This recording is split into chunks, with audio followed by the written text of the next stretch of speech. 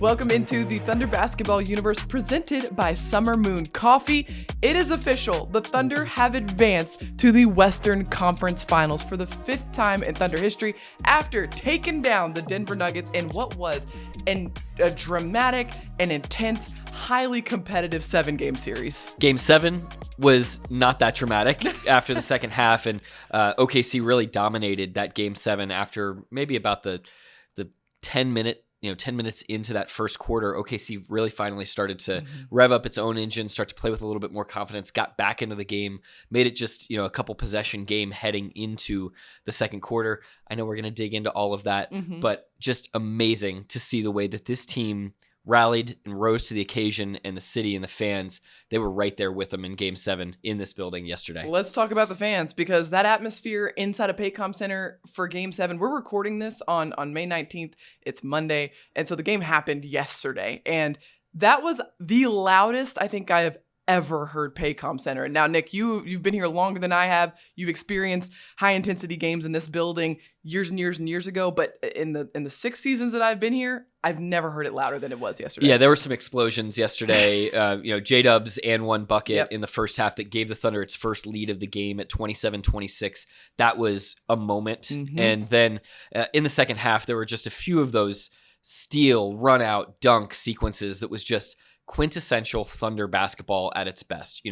Disruptive, aggressive, swarming defense, and then out in the open floor playing advantage basketball, and then elevating and using that athleticism to get above the rim and dazzle the crowd.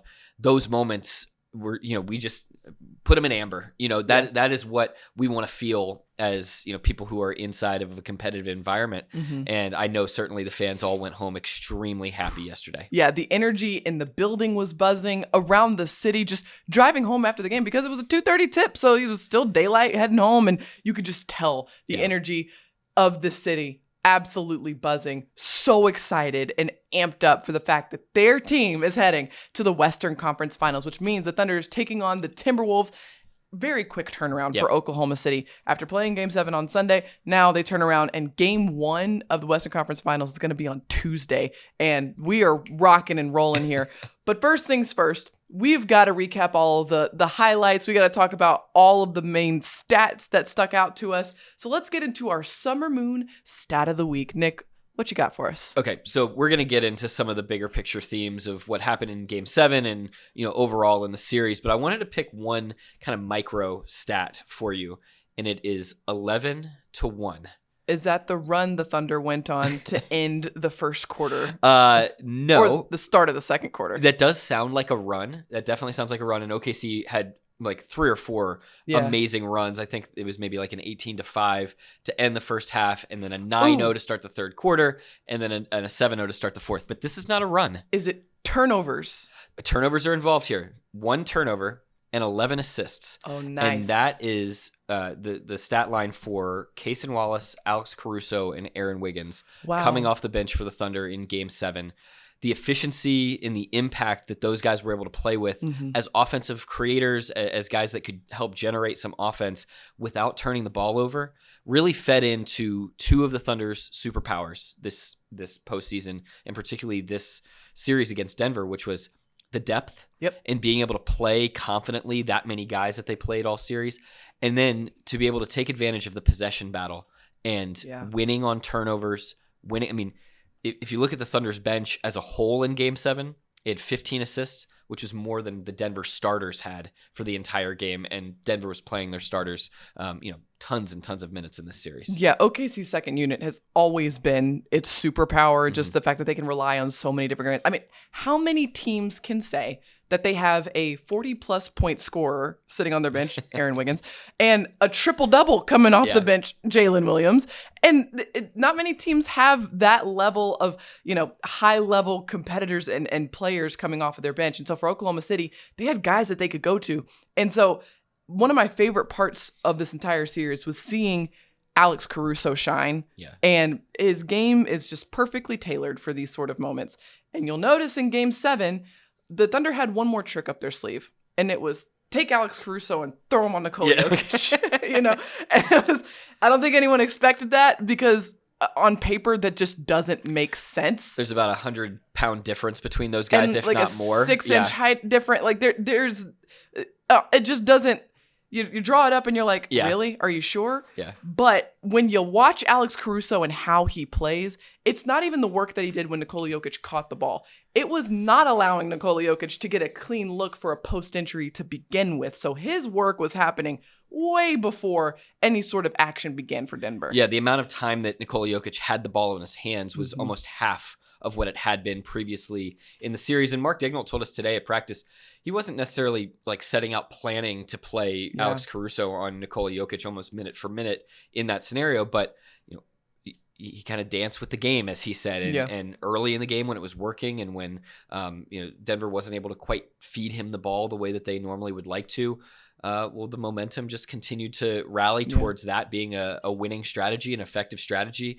And OKC's guards continue to swarm around Jokic. The bigs continue to roam behind to take away any lobs or backdoor cuts or those push shots. And Jokic, of course, he got some points and he got some rebounds and he got some assists, but ultimately OKC was able to manufacture enough turnovers that none of that really mattered. Well, and just to go back to your original point too about the assists to turnovers for Oklahoma City off the bench, that was critical because Denver was throwing so many different looks at the Thunder defensively. You had that zone.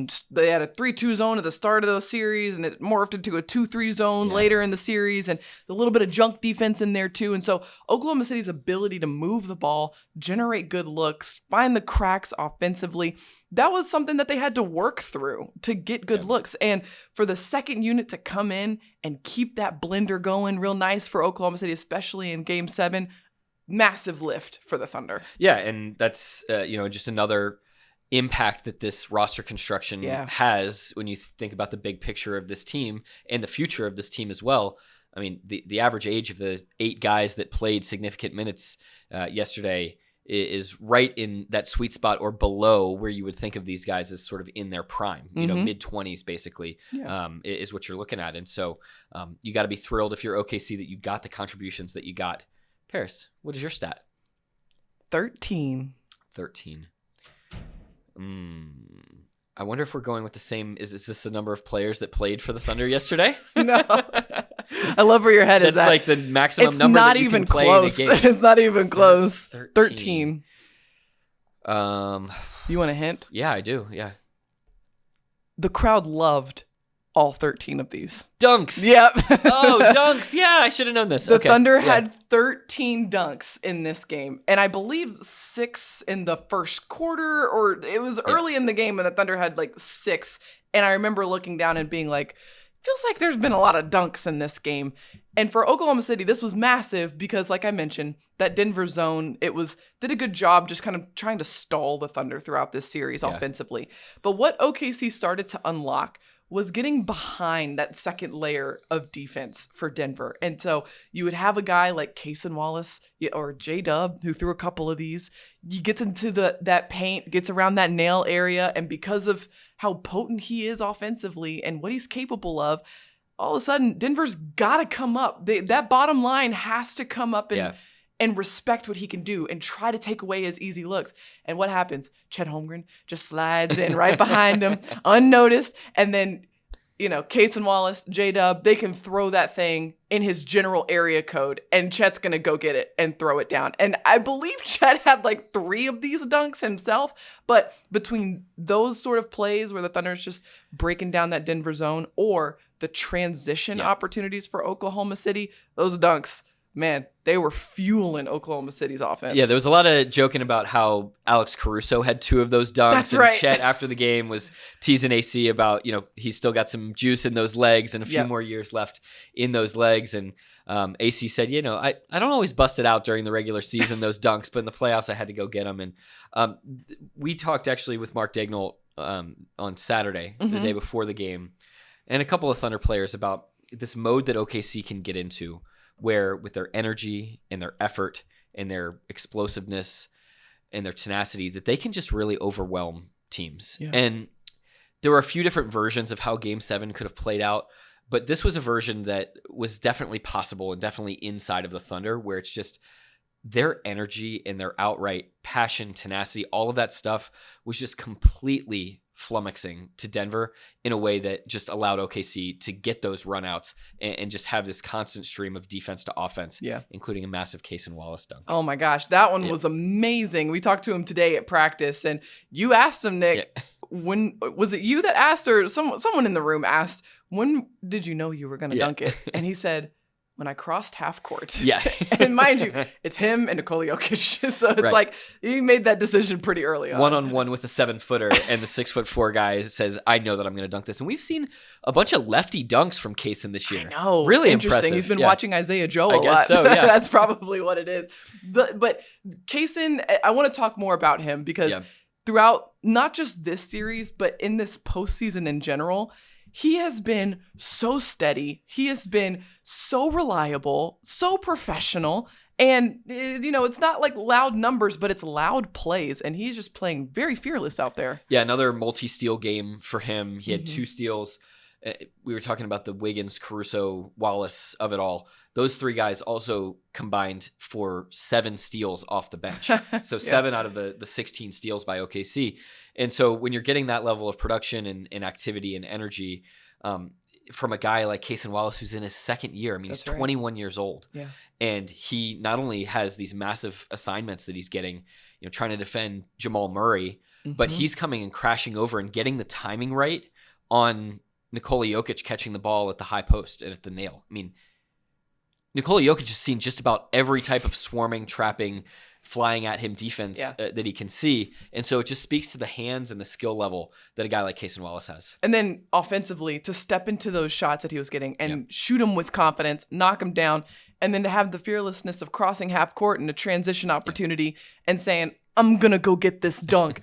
That's the energy you get from Cason Wallace. And it's great because this is what the Thunder envisioned when they bring in a guy like Cason Wallace, and then you bring in a guy like Alex Caruso.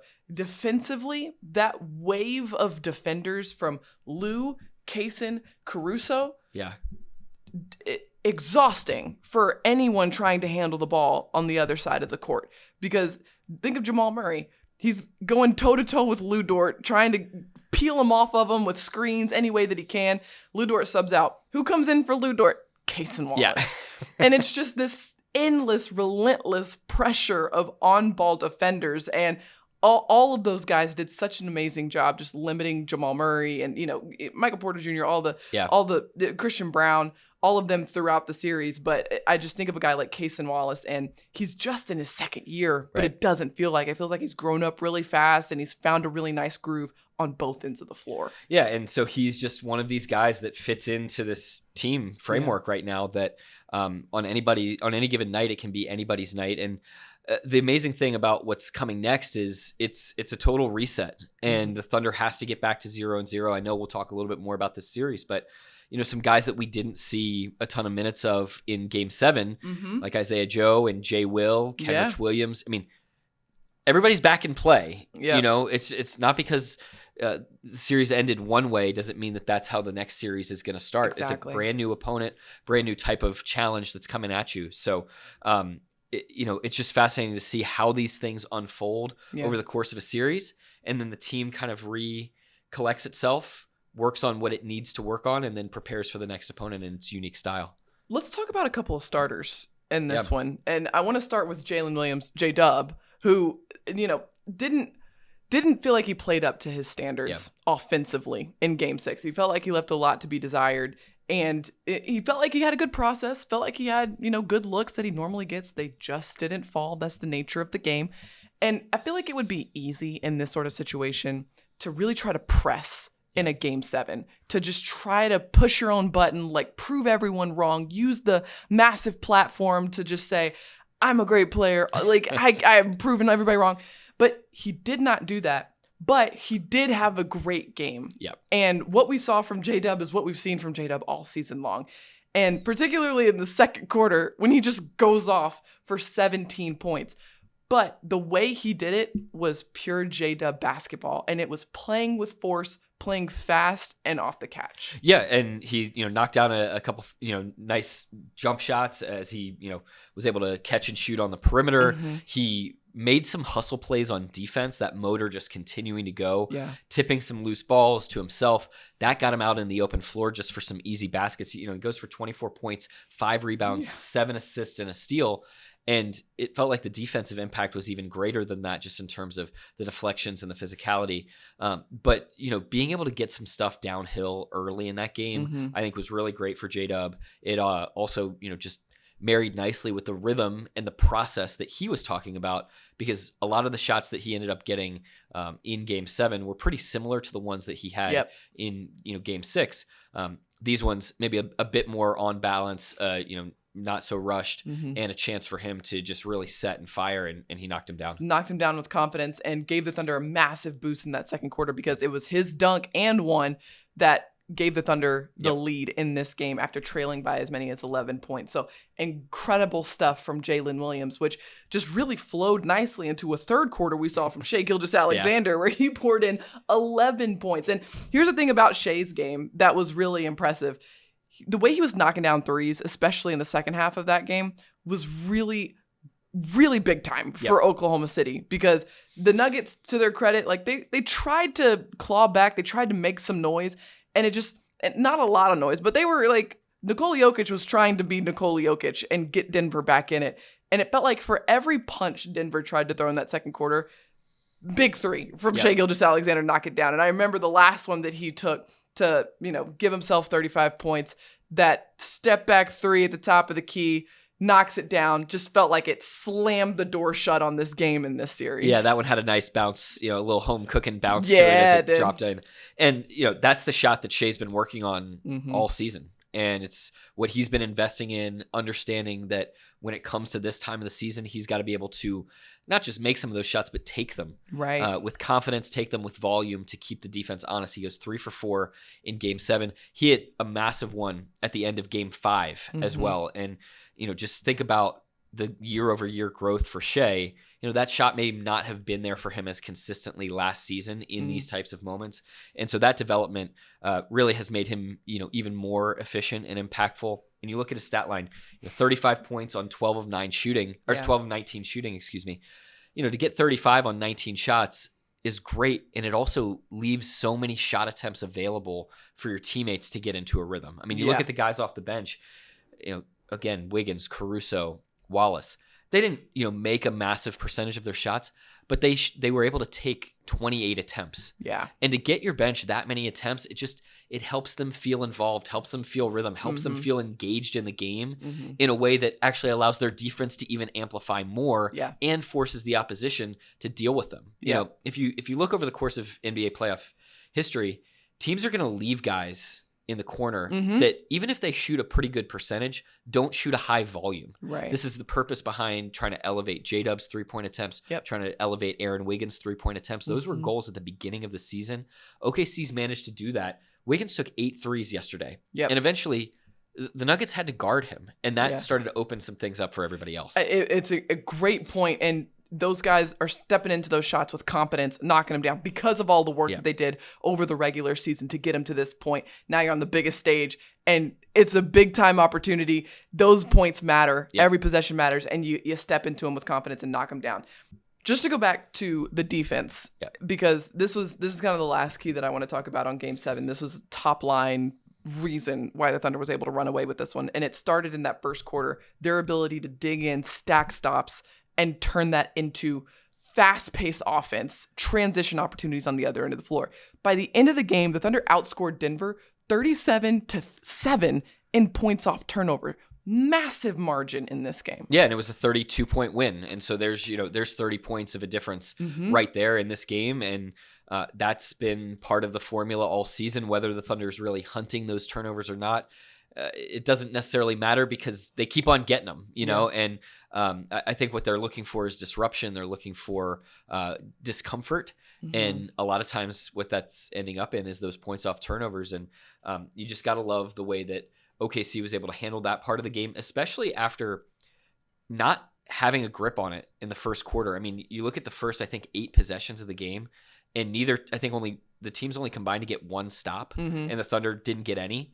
And OKC was down 21-10 about 6 to 8 minutes into this game, very easily could have started to let go of the rope, be more focused on how do we rev up this offense instead of digging in defensively. And once again, this team leaned on, we've said this word many times, but lean on that superpower of the disruptive swarming defense and got the job done. Yeah, that was the biggest difference maker in this one. Coach Dagnall said post-game, the pressure defensively. And a guy like Alex Caruso is a great example of that, of just like the relentless pressure.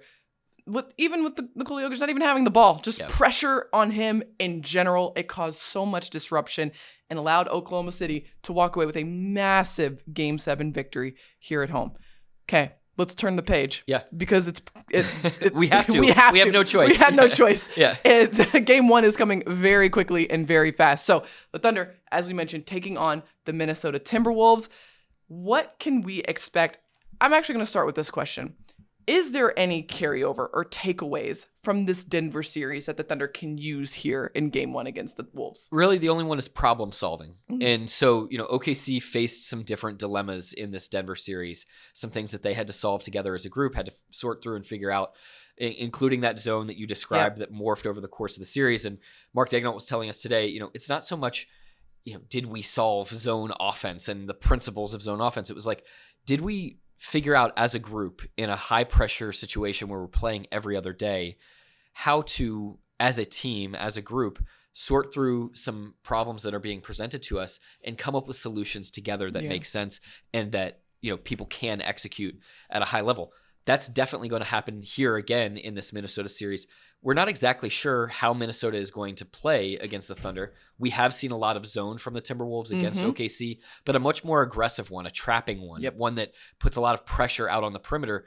Minnesota has great long athletes at every position. Their size for their, at the position is extremely long and high. And so that's something that to some degree there could be some carryover in terms of potentially seeing a zone, but the skills that are going to be required are more along the lines of the mental problem solving. It's interesting because what we saw throughout this series was the Thunder's ability to get back to 0-0. It felt like in game, right? Like, Denver would throw a massive punch and then the Thunder mental reset, problem solve, reset the ship, just kind of get back on track and then move forward. And I feel like we saw that definitely in games 2 and 3 and then again in game 7 as well, kind of in that first quarter. But that ability to kind of recalculate in the middle of a game versus doing that from game to game, that is a massive advantage for Oklahoma City. Yeah, and so it's a great opportunity for this team to, get to work. They had a good practice here today. They'll have shoot around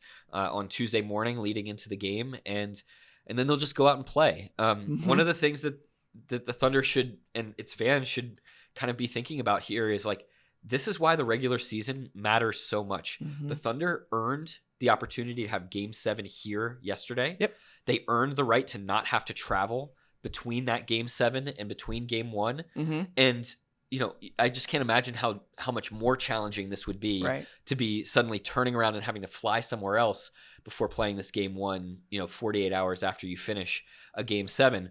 And so to be able to have the extra game here at home during this Western Conference Finals and to start at home, it gives you just that little extra boost and advantage that, you deserve after winning 68 games in the regular season. And the Thunder, that game tips off 7:30 p.m. right here in Paycom Center on Tuesday. And then it's every other day for the whole series. And so the Thunder, they're in a nice rhythm. And that's something that we heard from Coach Dagnall at practice today. It was it's a quick turnaround, but it allows us to just maintain this rhythm that we've had over the course of this series, whether it's, practice, game time, recovery, get ready for the game. Because, realistically, we had a week off before before starting the second round after beating Memphis, but we only had a day to prepare for the Nuggets themselves. We didn't know who we were playing. So it's the same turnaround time in terms of preparing for the opponent. It's just a matter of, all right, get the rest that you need, get the recovery that you need for the game. And one of the things that the Thunder's been successful with for the last few years is they often work off of archetypes as opposed to just specifically really diving into each individual player, particularly during the regular season. As the series goes on, you can get more granular, but the Thunder played against a great point of attack guard in Jamal Murray this past series. Yep. Well, they've got a great point of attack guard in Anthony Edwards that they're going to have to deal with here in this game. Different level of explosiveness and all sorts of, shot creation styles. But again, some general principles probably hold. Great point of attack big in Julius Randle, just like, a great point of attack big in Nikola Jokic. Yeah. Of course, those guys do things drastically differently, but there can be some of this bigger picture carryover that the Thunder can keep things simple and understand what's coming at them. And there is a little bit of familiarity. I have to be careful with this because the Timberwolves are a much different team now than they were in the regular season. The Thunder's a different team now than they were in the regular season. But you did play this team 4 times throughout the regular season. So there is some familiarity you can use. You have tape of this team. Yeah. Whether or not everyone was healthy, is a different story. But you do have something you can lean on to get you prepared for this series. And that's what the Thunder is doing right now in the practice facility, getting ready for game 1 that takes place here inside of Paycom Center on Tuesday. A couple of notes coming into this game. Doors open 2 hours before tip-off. So that means for a 7:30 tip, 5:30 doors open. And then 90 minutes before that, you can go out to Scissortail Park and you might win some free tickets there too. So make sure you get up to Thunder Up in the Park. That opens at 4. Yeah, and some limited tickets did go on sale at OKCThunder.com this morning at 10 a.m. Who knows if any of them are still left at this point? We can go over to the sales staff here and go ask him and see what's up. But so that's a great opportunity. As you said, 4:00. Yeah. Thunder Up at the park here at Scissortail Park. We got a great view of it out here. Beautiful sunshiny day right now. We'll see how long that holds this week. I know. And then that opportunity, half off the concessions the first hour that you're in the building. Yep. You can get there early, get something to eat, get something to drink, and then make sure that you're sitting there in your seats. Standing there, not sitting there, standing there. We don't really sit before the game anymore. 30 minutes before tip-off to welcome the team out there onto the floor. Yep. Make sure they get that welcome that they need and they deserve. We saw what a massive impact this crowd can have on the team. Got to have it here in the Western Conference Finals. Yeah, put on that t-shirt and put the loud in Loud City because truly it makes a difference. I'm telling you right now, we've talked to players, we've talked to the coaching staff. It is a big difference maker, and the Thunder really, really lean into that home court advantage that they have here in Oklahoma City. But that wraps us up here today for our podcast. Thank you so much for watching and listening. Be sure to like, rate, and subscribe wherever you get your podcasts. Thank you so much to our producer, Matt Bishop. And until next time, Thunder Up, and catch you later.